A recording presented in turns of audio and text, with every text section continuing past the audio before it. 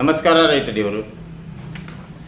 ಈಗಾಗಲೇ ಬಹಳಷ್ಟು ಜನ ರೈತರು ಕೊಳವೆ ಬಾವಿ ಕೊರೆಸಿರಿ, ಇನ್ನೂ ಬಹಳಷ್ಟು ಜನ ಕೊಳವೆ ಬಾವಿ ಕೊರೆಸರಿದ್ರಿ. ಈಗಾಗಲೇ ಕೊರೆಸಿ ಟಿ.ಸಿ ಸಂಪರ್ಕ ಇಲ್ಲಕ್ಕೆ ಬಹಳಷ್ಟು ಜನ ಹಂಗೆ ಖಾಲಿ ಬಿಟ್ಟಿರಿ. ಕೊಳವೆ ಬಾವಿ ಹೊಡೆಸರಿಗೆ ಯಾಕೆ ಟಿ.ಸಿಗಳನ್ನ ಹೋಗಿ ಚೆಕ್ ಮಾಡ್ಕೇರಿ ಅಂತಂದು ಹೇಳ್ತೀನಿ ಅಂದ್ರೆ, ಆ ಟಿ.ಸಿಗಳಿಗೆ ಇಂತಿಷ್ಟು ಪವರ್ ಅಂತಂದು ಇರ್ತೈತಿ.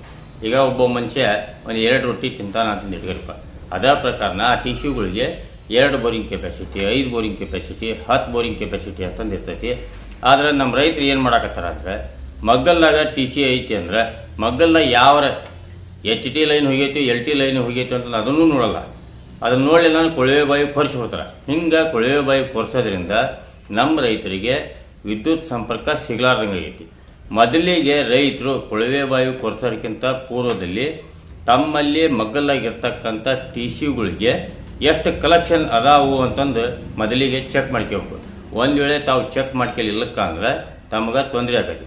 ಈಗ ಚೆಕ್ ಮಾಡೋಕೆ ಹೋದ್ರಿ ಅಂದ್ರು ಈಗಾಗಲೇ ಸದ್ಯದ ಪರಿಸ್ಥಿತಿ ಒಳಗೆ ಒಂದಿಷ್ಟು ಕೊಳವೆ ಬಾವಿಗಳಿಗೆ ಸರಿ ಸುಮಾರು 25 KVA ಟಿ.ಸಿಗೆ, KVA ಅಂದರೆ ಕಿಲೋ ವೋಲ್ಟ್ ಆ್ಯಂಪ್ಸ್ ಅಂತಂದು, ಒಂದು 25 KVA ಟಿ.ಸಿಗೆ ಕನಿಷ್ಠ ಪಕ್ಷ 6ರಿಂದ 8 ಬೋರು 10 ಬೋರ್ ಕಲೆಕ್ಷನ್ ಅದಾವು.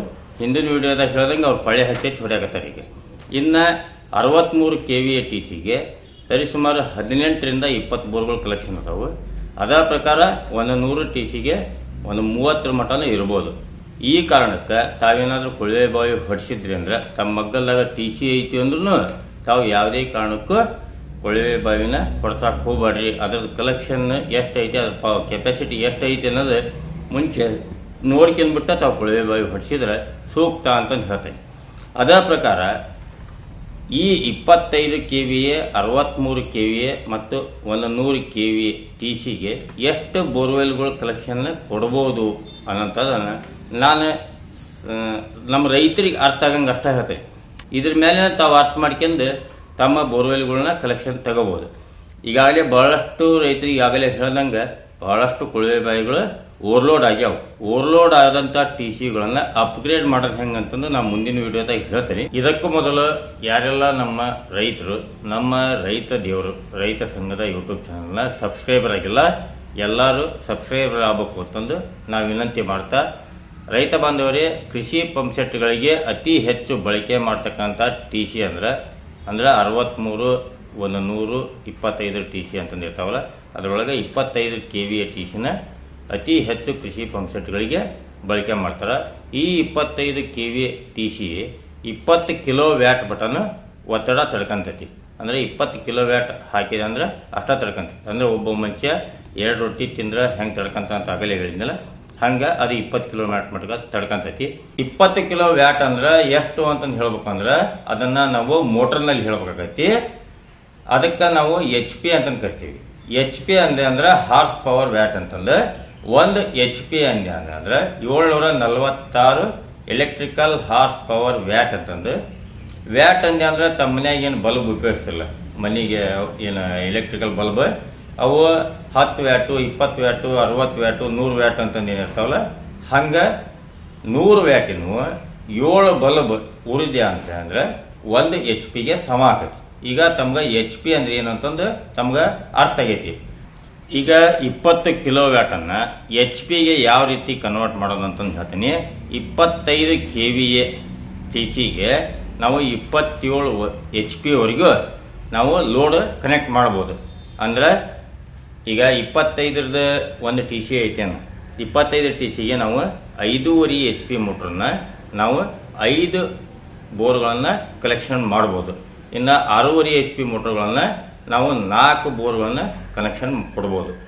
7.5 HP ಮೋಟರ್ಗಳನ್ನು ನಾವು 3 ಬೋರ್ಗಳನ್ನು ಕನೆಕ್ಷನ್ ಕೊಡ್ಬೋದು. ಅದೇ ಪ್ರಕಾರ 63 ಟಿ.ಸಿಗೆ 5.5 HP 11 ಬೋರ್ಗಳನ್ನು ಕನೆಕ್ಷನ್ ಕೊಡ್ಬೋದು. 6.5 HP 9ರಿಂದ 10 ಬೋರ್ಗಳನ್ನು ಕನೆಕ್ಷನ್ ಕೊಡ್ಬೋದು. 7.5 HP 8ರಿಂದ 9 ಮೋಟರ್ಗಳನ್ನು ಕನೆಕ್ಷನ್ ಕೊಡ್ಬೋದು ನಾವು. ಅದೇ ಪ್ರಕಾರ ಒಂದು 100 ಟಿ.ಸಿಗೆ 5.5 HP ಮೋಟರ್ಗಳನ್ನು 19 ಮೋಟರ್ಗಳನ್ನು ಕನೆಕ್ಷನ್ ಕೊಡ್ಬೋದು. 6.5 HP 15ರಿಂದ 16 ಮೋಟರ್ಗಳನ್ನು ಕನೆಕ್ಷನ್ ಕೊಡ್ಬೋದು. 7.5 HP 12ರಿಂದ 13 ಮೋಟರ್ಗಳನ್ನು ನಾವು ಕಲೆಕ್ಷನ್ ಕೊಡ್ಬೋದು. ಇದಕ್ಕಿಂತ ಮೇಲೆ ನಾವೇನಾರ ಹೆಚ್ಚಿಗೆ ಲೋಡ್ ಹಾಕಿದ್ವಿ ಅಂದ್ರೆ ಟಿ ಸಿಗಳು ಸುಡ್ತಾವು. ಮುಂಚೆಲ್ಲ 300 ಫೂಟ್ ಒಳಗೆ ನೀರು ಬೀಳ್ತಿದ್ವು. ಅವಾಗೆಲ್ಲ ನಾವು 5.5 HP ಮೋಟರ್ಗಳನ್ನ ಕಾಮನ್ ಆಗಿ ಉಪಯೋಗಿಸ್ತಿದ್ವಿ. ಆದರೆ ಈಗ 300 ಫೂಟಿಗೆ ನೀರು ಬೀಳಲ್ಲ. ಆ ಕಾರಣಕ್ಕೆ ಈಗ ಏನಾಗಿದೆ ಅಂದ್ರೆ 500 ಫೂಟು 600 ಫೂಟಿನ ಮೇಲಿನ ಸರಿಸುಮಾರು 800 ಫೂಟ್ ಮಟನ ಆಳವಾಗಿ ಕೊಳವೆ ಬಾವಿ ಕೊರೆಸಿದ್ರೆ ನೀರು ಬೀಳಕತ್ತವು. ಅದಕ್ಕೆ ಸರಿಸುಮಾರು 7.5 HP ಮೋಟರ್ನ ರೈತರು ಹೆಚ್ಚಿಗೆ ಉಪಯೋಗಿಸಕತ್ತಾರ. ಆ ಕಾರಣಕ್ಕೆ 25 KVA TCಗೆ ಎಷ್ಟು ಕೊಡಬೇಕು ಅಂತಂದು ನಾನು ನಿಮ್ಗೆ ಈಗಾಗಲೇ ತಿಳಿಸೀನಿ. ಇದೇ ರೀತಿ ಇನ್ನೂ ರೈತರಿಗೆ ಸಂಬಂಧಿಸಿದ ಹೆಚ್ಚಿನ ಮಾಹಿತಿಗಾಗಿ ರೈತ ದೇವರು ಯೂಟ್ಯೂಬ್ ಚಾನಲನ್ನು ಲೈಕ್ ಮಾಡಿ, ಶೇರ್ ಮಾಡಿ, ಸಬ್ಸ್ಕ್ರೈಬ್ ಆಗಿ. ಧನ್ಯವಾದಗಳು.